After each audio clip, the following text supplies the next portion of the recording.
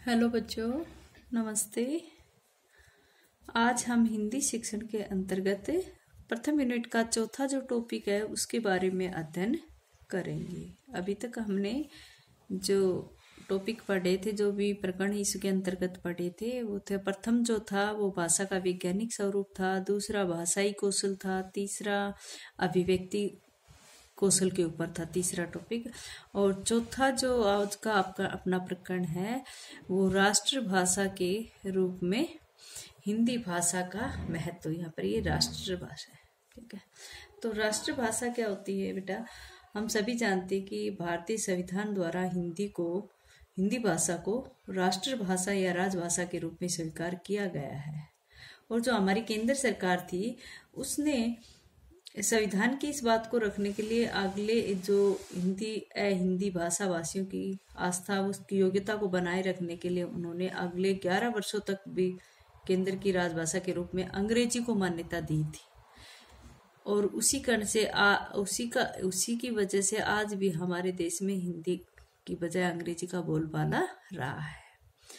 जो हिंदी भाषा जो है वो 14 सितंबर 1949 को संविधान के में हिंदी भाषा को भारतीय संविधान में इसको राजभाषा का दर्जा दिया गया था, ठीक है। तो राष्ट्रभाषा उस जो थी हमारी हिंदी, उसमें ये माना जाता है कि राष्ट्रभाषा किस भाषा को कहा जाता है, तो वहां पर हम ये कहेंगे कि वो भाषा जो वहां के अधिकांश लोगों के द्वारा बोली जाती है, या फिर एक प्रभुता संपन्न राष्ट्र का जो सारा राजकाज है जिस भाषा में चलता है उसको राष्ट्रभाषा कहा जाता है, ठीक है। तो सबसे पहले हम देखते हैं कि राष्ट्रभाषा क्या होती है। देखो, राष्ट्रभाषा उस भाषा को कहा जाता है जिसके माध्यम से एक प्रभुता संपन्न राष्ट्र का समग्र राजकाज या प्रशासन संचालित होता है। राष्ट्रभाषा भाषा को कहा जाता है जिसके माध्यम से एक प्रभुता संपन्न जो राष्ट्र होता है उसके सारे राजकाज और प्रशासन का कार्य अच्छे से सुचारू रूप से चले, उसे राष्ट्रभाषा कहा जाता है। आजादी प्राप्त करने के बाद हमारे देश में 14 सितंबर 1949 ईस्वी को संविधान सभा के द्वारा हिंदी भाषा को राष्ट्रभाषा के रूप में स्वीकार किया गया था। हिंदी भाषा तब से हिंदी भाषा राज्य भाषा के रूप में भी प्रयुक्त हो रही है और उसी के माध्यम से राज कार्य अथवा प्रशासनिक कार्य सफलतापूर्वक संपादित हो रहे हैं, ठीक है। तो 14 सितंबर 1949 को हमारे संविधान में हमारे भारत की जो हिंदी भाषा है उसको राष्ट्रभाषा का दिया, राजभाषा का दर्जा दिया गया था, ठीक है। तब से अब तक हमारी हिंदी भाषा जो है वो राष्ट्रभाषा के रूप में मानी जा रही है। आप सभी इस बात को तो जानते हैं, लेकिन आप सभी ये भी जानते हो कि राष्ट्रभाषा तो राष्ट्रभाषा ही होती है जिसके आधार पर हमारा जो देश की जो राष्ट्रभाषा है वो हिंदी रही है। और आप सभी जानते हो कि राष्ट्र का जो हृदय है वो राष्ट्रभाषा में ही धड़कता है। इसलिए कोई भी देश हो, कोई भी राष्ट्र हो, बिना किसी राष्ट्रभाषा की उसकी स्वतंत्रता की कल्पना नहीं की जा सकती है। कोई भी राष्ट्र जो है, यदि कोई राष्ट्र जो अपनी राष्ट्रभाषा को सम्मान नहीं देता ना, तो वो राष्ट्र आजाद नहीं होता, बल्कि वो मानसिक रूप से परतंत्र माना जाता है, ठीक है। तो राष्ट्रभाषा का ये महत्व एक प्रकार से। अब आता है अपना अगला पॉइंट कि राष्ट्रभाषा के लिए आवश्यक गुण कौन कौन से होने चाहिए। भाई, किसी भी भाषा को राष्ट्रभाषा बनने के लिए उसमें कौन कौन से आवश्यक गुण होने चाहिए, यानी कि उसकी कौन कौन सी विशेषताएं उनके अंदर होनी चाहिए।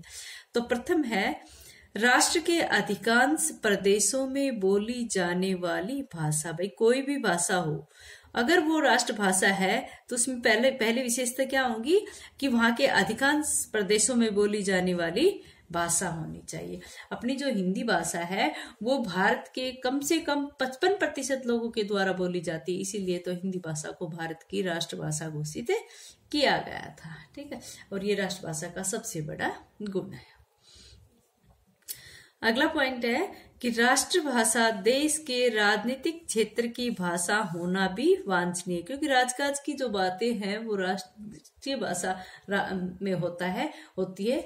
इसलिए कोई किसी भी भाषा में ये गुण भी विद्यमान होता है कि जो अपनी जिस प्रकार से अपनी हिंदी जो है वो राजनीतिक क्षेत्र, इसके राजनीतिक क्षेत्र है, जैसे उत्तर प्रदेश है, दिल्ली की भी ये भाषा है, तो साथ में अन्य उत्तरी भारत के अन्य राज्य जैसे मध्य प्रदेश, बिहार, हिमाचल, हरियाणा, राजस्थान आदि जो भी है हिंदी भाषी है, और उन सब में राजनीतिक क्षेत्र की भाषा भी क्या है, हिंदी है। इसलिए राष्ट्रभाषा में ये गुण भी होना आवश्यक है। अगला पॉइंट है बोलने और समझने की दृष्टि से सरल और सुस्पष्ट होना। बोलने और समझने की दृष्टि से सुस्पष्ट होना। कोई भी भाषा हो, अगर वो राष्ट्रभाषा बनती है तो उसको समझने में या बोलने में सरलता होनी चाहिए, सुस्पष्टता होनी चाहिए, इसीलिए वह राष्ट्रभाषा के रूप में प्रयुक्त होगी, अन्यथा नहीं। जब वो समझी नहीं जाएगी या फिर वो ढंग से बोली ही नहीं जाएगी तो वो क्या राष्ट्रभाषा का दर्जा कह देंगे उसको। ठीक है, अगला पॉइंट है अपना राष्ट्रभाषा का ध्वनि तत्व वैज्ञानिक होना चाहिए। राष्ट्रभाषा का जो ध्वनि तत्व है वो वैज्ञानिक होना चाहिए। भाषा विज्ञान में भी ऐसा माना जाता है। भाषा विज्ञान की दृष्टि से हिंदी भाषा जो है उसकी ध्वनि तत्व पूर्णतः वैज्ञानिक मानी गई है। भाषा विज्ञान की दृष्टि से हमारी हिंदी भाषा का ध्वनि तत्व पूर्णतः वैज्ञानिक माना जाता है। ठीक है, क्योंकि इसमें प्रत्येक ध्वनि तत्व के लिए अलग अलग वर्ण होता है। प्रत्येक जो ध्वनि तत्व है हिंदी भाषा में ही है, ऐसा अंग्रेजी में नहीं है। तो वहां पर जो भी ध्वनि बोली जाती है उसके लिए अलग अलग वर्ण का प्रयोग किया जाता है, और उच्चारण स्थान भी अलग अलग ही होते हैं, उसके निश्चित उच्चारण स्थान होते हैं। इसलिए उसको वैज्ञानिक शब्दों का धारण करने वाली भाषा कहा गया है हिंदी भाषा।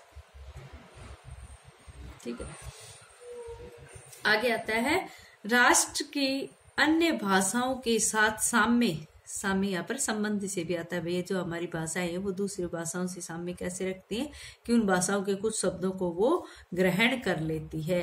ठीक है, इस प्रकार से अन्य भाषाओं से भी ताल्लुकात रखती है। राष्ट्र की अन्य भाषाओं के साथ साम्य में हम क्या कहेंगे कि ये जो इस दृष्टि से भी देखा जाए तो हिंदी का कुछ भाषाओं को छोड़कर अन्य भाषाओं से वो उसका साम्य है, उसका संबंध है।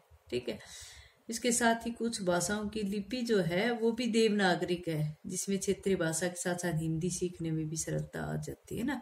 तो कई भाषाओं की तो जो अपनी हिंदी भाषा की देवनागरिक लिपि है वो लिपि का भी प्रयोग होता है, और कुछ भाषाएं ऐसी भी हैं जो एक दो को छोड़कर सभी भाषाएं हमारी हिंदी भाषा से संबंध रखती हैं। ठीक,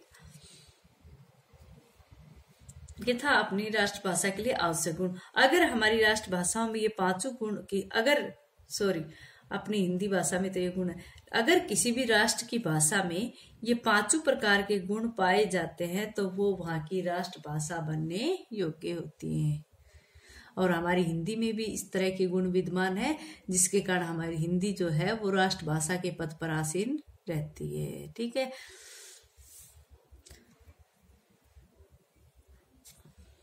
आगे अगला पॉइंट है हमारा हिंदी मातृभाषा के रूप में। हिंदी मातृभाषा के रूप में किन किन प्रांतों की भाषा है, यहाँ पर उन प्रांतों के नाम लिखे गए। हिंदी मातृभाषा के रूप में देखो, हिंदी का मातृभाषा के रूप में निम्नलिखित प्रांतों में अध्ययन किया जा रहा है। मातृभाषा के रूप में हमारी जो हिंदी भाषा है उसका किन किन प्रांतों में उस भाषा में अध्ययन किया जा रहा है।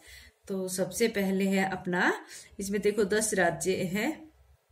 पहला है राजस्थान, दूसरा उत्तर प्रदेश, तीसरा हरियाणा, चौथा है हिमाचल प्रदेश, और पांचवा उत्तरांचल, और छठा दिल्ली, सातवां बिहार, आठवां छत्तीसगढ़, और हमारा जो 9वां झारखंड, और 10वां है मध्य प्रदेश। इस प्रकार से हमारे जो ये 10 राज्य हैं जहाँ पर हिंदी जो है हमारी मातृभाषा के रूप में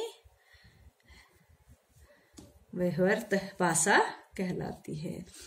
अब इतना सब होने के बाद भी यानी कि 10 राज्यों की अगर भाषा हिंदी है, यहाँ पर बोलने वालों की जो है वो 55% से भी अधिक माने गए हैं, इसीलिए तो हमारी हिंदी जो है वो राष्ट्रभाषा बनने लायक है। अच्छा बच्चों, आज इतना ही, आगे कल